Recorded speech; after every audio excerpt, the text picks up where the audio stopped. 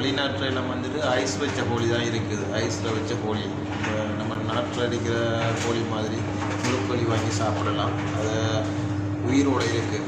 அந்த கோழியை கொடுத்து நம்ம இருக்கும் அந்த கோழியை வாங்கி கொடுத்தோம்னா அதை வெட்டி க்ளீன் பண்ணி தருவாங்க. அதை வாங்கி க்ளீன் பண்ணி சாப்பிடப்போம். ஸோ அதான் நம்மளோட ஊரில் இருக்கிற கோழிக்கு இந்த கோழிக்கு எப்படி சைஸ் உண்டு, கடும் சைஸ்.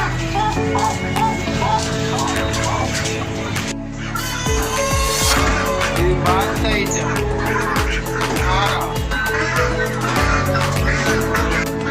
நாட்டுக்கோழியா? நாட்டுக்கோழி இல்லை, நாட்டுக்கோழி மாதிரி நாட்டுக்கோழி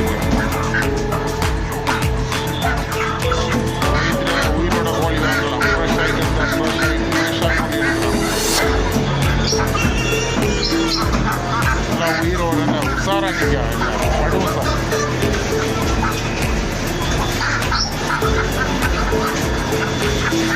அவங்க முட்டையும் இருக்கு. முட்டை இன்னும் அரிக்கிற முள்ளு கோழி, சில்லங்காவில் அரிக்கிற முள்ளு கோழி.